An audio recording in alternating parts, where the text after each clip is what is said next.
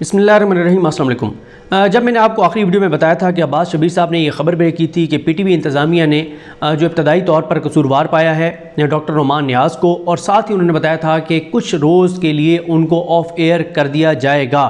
अच्छा, उसके बाद फिर ये भी चीज़ सामने आ गई। इमरान रियाज खान साहब ने जो है वो ट्वीट किया, उसके बाद मैंने भी रब्ता किया, पता चला। फिर तो उसके बाद टीवी चैनल्स पे भी खबर आ गई कि आज जो है वो डॉक्टर नोमान नियाज़ जो हैं वो ऑन एयर नहीं हुए। लेकिन मैंने उसी वीडियो में खदशात का इजहार किया था। मैंने कहा मुझे बहुत खदशात हैं, जब तक ऑफिशियली ये अनाउंस नहीं कर दिया जाता मुझे बहुत खदशात होंगे, रहेंगे, पूरे पाकिस्तानियों को खदशात हैं। क्यों खदशात हैं? क्योंकि वाज़े तौर पर है, ये तीसरी वीडियो में एक ही बात दोहरा रहा हूँ कि जो शख्स नवाज शरीफ की कसीदा गोई करता था, जो नवाज शरीफ को वज़ीर-ए-आज़म देखना चाहता था, जो 2018 के इलेक्शन में इमरान खान को वज़ीर-ए-आज़म नहीं देखना चाहता था, वो शख्स जो पाकिस्तान की कामयाबी के लिए, पाकिस्तान की क्रिकेट की कामयाबी के लिए नवाज शरीफ को नागुज़ीर करार दे रहा था, वो शख्स इमरान खान के आने पर इमरान खान के दौर में 5 ओहदे ले लेता है। तो उस शख्स की बताएं ना, क्या उसके पास गिदड़ सिंगी होगी, क्या उसके पास कमाल होगा, क्या वो शख्स होगा जो जिस इमरान खान को वज़ीर-ए-आज़म नहीं देखना चाहता था, उस इमरान खान से उसने 5 ओहदे ले लिए, तो वो आम बंदा नहीं है।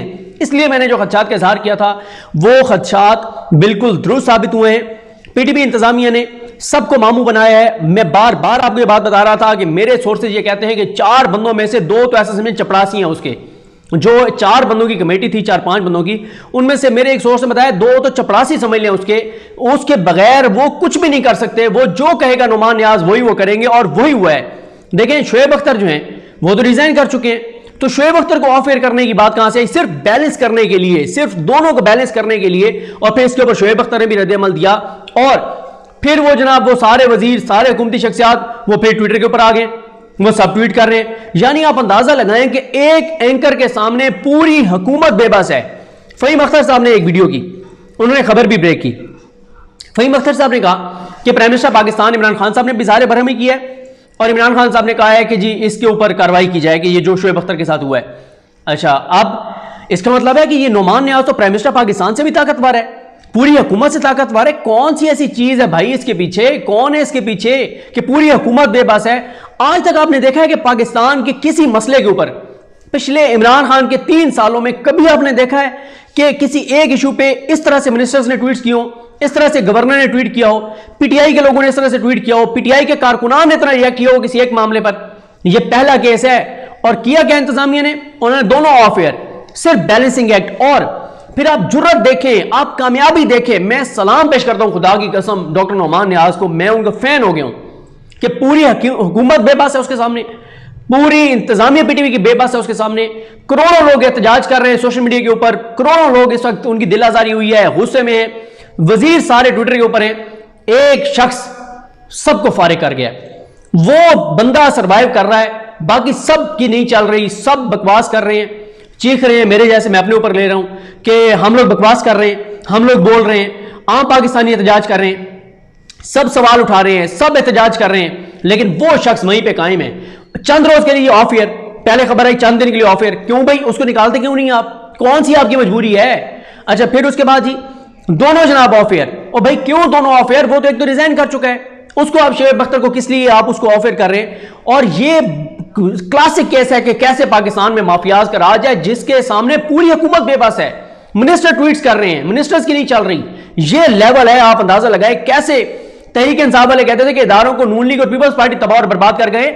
इससे ज्यादा आपकी तबाही और बर्बादी क्या होगी कि एक एंकर आप सारों के ऊपर भारी है, आप सारे ट्विटर के ऊपर धक्के खाते फिर रहे हैं, आप ट्वीट्स कर रहे हैं, सारे के सारे पावरफुल शख्सियात सब ट्विटर के ऊपर एहतजाज कर रहे हैं, लेकिन एक बंदे को नहीं हटाया जा रहा। ये आप लोगों की औकात है, ये इस हुकूमत की औकात है कि एक बंदा उनसे नहीं हट रहा।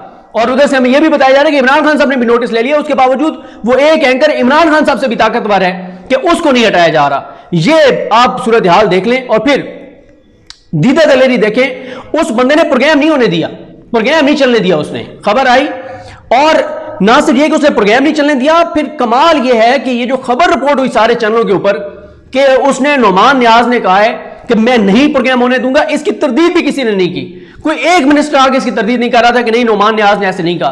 तो शर्म आनी चाहिए इस पूरे जो पीटीवी की इंतजामिया है, तमाम अरबाब इख्तियार को। ये आप लोगों की औकात है, एक एंकर आप सारे लोगों से भारी है। पता नहीं आप लोगों के कौन से उसके पास ऐसे मामलात हैं, कौन सी ऐसी चीज है, कौन सा आपका ऐसा कोई मजबूरी है कि एक नुमान न्याज जो है वो आपसे नहीं संभाला जा रहा। बहरहाल मुझे तो इस बात पे खुशी है कि कम से कम ये हुकूमत भी एक्सपोज हुई है। जो पिछली हुकूमतों में बड़े बात किया करते थे कि जी पिछली जो हुकूमतें थी उनके दौर में माफियाज थे, माफियाज इदारों को चलाया करते थे। आपके दौर में भी अल्हम्दुलिल्लाह इसी तरह से है, इसी तरह से पाकिस्तान का निज़ाम चल रहा है। ये आप लोगों की औकात है, एक एंकर आप लोगों से नहीं संभाला गया।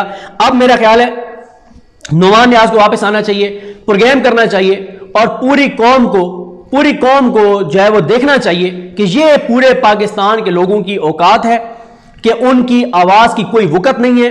ये इस हुकूमत की औकात है, ये इस जो अपने आप को बड़ी ताकतवर हुकूमत कहती है, ये उसकी औकात है। हम सबको अपनी औकात का पता चल जाना चाहिए। एक शख्स सब पे भारी है। जबरदस्त, वेल डन डॉक्टर नुमान न्याज साहब, मैं आपका बहुत बड़ा फैन हो गया हूं। मैं कहता हूं आप जैसा इख्तियार अल्लाह ताला हर किसी को दे, इतना ताकत अल्लाह ताला हर किसी को दे कि वो इतना स्ट्रांग हो जाए कि पूरे मुल्क के लोग भी उसके खिलाफ सरापा एहतजाज हो तो उसको कोई ओहदे से ना हटा सके। और फिर 5 ओहदों में से तो नहीं आपने उसको निकाला, 3 या 5 ओहदे उसके पास, उसे तो आपने नहीं निकाला और आप प्रोग्राम भी उसने नहीं होने दिया और आपने दोनों को ऑफेयर कर दिया। बहरहाल ये एक शर्मनाक कहानी है जो इस हुकूमत को हमेशा इस हुकूमत के बारे में ये बात होती रहेगी कि ये इन लोगों की औकात है।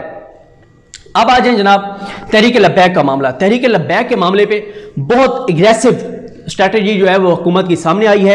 हैरान कुन तौर पर 4-5 इकदाम हुए चंद घंटों के अंदर अंदर। सबसे पहले तो गिरफ्तारियां हुई, जो साइबर क्राइम विंग है इनका FIA का, उन्होंने गिरफ्तारियां की सोशल मीडिया के ऊपर। उनके मुताबिक FIA का ये दावा है कि जो लोग ट्वीट्स कर रहे थे, फेक न्यूज़ फैला रहे थे, जो हेट स्पीच कर रहे थे, उनको हमने गिरफ्तार किया। ज़ाहिर है जब तमाम तफसीलात उन लोगों की आएंगी, अकाउंट्स, और जब उनको अदालतों में पेश किया जाएगा तो वहाँ पर सारे सबूत सामने आएंगे कि उनमें से किसने क्या क्या ट्वीट्स किए हैं और किस बुनियाद पे उनको गिरफ्तार किया गया है। दूसरे नंबर पे पैमरा ने जो है वो नोटिफिकेशन कर दिया है। पैमरा ने तमाम जो है वो TV चैनल्स को हिदायत जारी कर दी हैं कि अब तहरीक लब्बैक के ऊपर कोई बात नहीं होगी, कोई खबर नहीं चलाई जाएगी।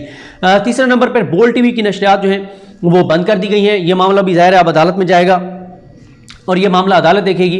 पैमरा अगर मुतमिन ना कर पाया तो बोल TV की नशरियात जो हैं वो बहाल कर दी जाएंगी। उसके बाद जो चौथा है वो ये है कि FIR का सिलसिला दोबारा शुरू कर दिया गया है। एक और FIR जो है वो कर दी गई है तहरीक लब्बैक के रहनुमाओं के ऊपर। तो ये 4-5 बड़ी डेवलपमेंट्स हैं। गो के आज का दिन, अब जुमा शुरू हो चुका है, दिन आज का अहम है, उस पर बात करेंगे। कौमी इस्लामती कमेटी का इजलास जो होना है उसमें एजेंडा क्या है, कौन कौन होगा, क्यों इंपॉर्टेंट है, कुछ और चीज़ें भी डेवलपमेंट्स हैं वो सामने आई हैं। अब ज़रा आप सुन लें कि जनाब शेख रशीद साहब जो हैं, शेख रशीद साहब ने एक ट्विटर के ऊपर अपना एक वीडियो क्लिप लगाया और मेरा ख्याल है ये शाहजेब खानजादा साहब को उन्होंने इंटरव्यू दिया, उसमें से लगाया गया उनकी टीम की जानिब से। उसमें शेख रशीद साहब क्या कह रहे हैं सुन लें। अल्लाह ताला मेरे ऐबों पे पर्दा रखे और मेरी गलतियों और गुनाहों को माफ करे। और अगर बात आगे बढ़ी तो याद रखना जो सड़कों पर है इन्हीं का नुकसान होगा। मैं कुरान को पढ़ के कह रहा हूँ कि अफू बियादिल्लाह अफू बियादिकुम, अल्लाह का नबी और लब्बैक या रसूलुल्लाह अहम है, पाकिस्तान अहम है, पाकिस्तान को नुकसान पहुंचाना इस एजेंडे के खिलाफ जाता है। ये आज हुकन नहीं होगा भाई, ये हालात मेरे बस से भी निकल जाएंगे। फिर कौम मुझे ना कहे आप पहुंचे मस्जिद रहमतुल आलमीन, हम अपनी बात पर कायम है। फिर गवर्नमेंट ने तो अपनी रिट कायम करनी है ना जी। वो गवर्नमेंट क्या होगी जिसकी रिट नहीं होगी। अब इस सारे अमल से सारे मुसलमानों को नुकसान पहुंच रहा है। तो सर अब आप उसको छोड़ देना। अगर किसी ने कह दिया है, देखिए शाहजेब अभी तक तो बात नहीं बनी। हमारी एक ही उनसे बात है कि आपसे जो मामलात हमारे तय हुए हैं हम उस पर पैरा देंगे। असेंबली में हम फ्रांस के खिलाफ, हालांकि फ्रांस हेड कर रहा है यूरोपीय यूनियन को, हमारी फाइनेंशियल क्राइसिस देखें। अगर सऊदी अरब ये मदद ना करे इस वक्त और कुछ और मुल्क जो मदद करने जा रहे हैं, तो पाकिस्तान का गरीब आदमी कोविड से अल्लाह ने और इमरान खान की सलाहियतों ने इस मुल्क को बचाया है, लेकिन गरीब पे महंगाई के असरात हैं। हम और महंगाई में दब जाएंगे। ये इख्तिदार का मसला नहीं है। मेरी 15वीं मिनिस्ट्री है, आज हुकन नहीं होगा भाई। मिनिस्ट्री अहम नहीं है। काला काला रसूलुल्लाह, अल्लाह का नबी और लब्बैक या रसूलुल्लाह अहम है, पाकिस्तान अहम है, पाकिस्तान को नुकसान पहुंचाना इस एजेंडे के खिलाफ जाता है। हम पूरी कोशिश में हैं। हमने जो आपसे बातचीत की लेकिन आपने आखिरी लफ्ज फिर आप सवाल कर, आपने हमसे वादा किया कि हम दोनों रोड खोलेंगे, आप इस पे अमल करें। हम अपना वादा अफू बियादिल्लाहि अफू बियादिकुम, मैं कुरान को पढ़ के कह रहा हूं कि अफू बियादिल्लाहि अफू बियादिकुम, कि अल्लाह आपके किए हुए वादों को, इंसानों के किए हुए वादों को पास रखें, अल्लाह आपके वादों का पास रखेगा।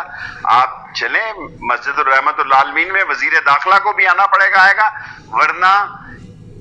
ये एक क्लिप है। बहरहाल ये शेख रशीद साहब ने बहुत एग्रेसिव बात की है। हुकूमत की पॉलिसी बहुत एग्रेसिव पॉलिसी हुकूमत के सामने आई है।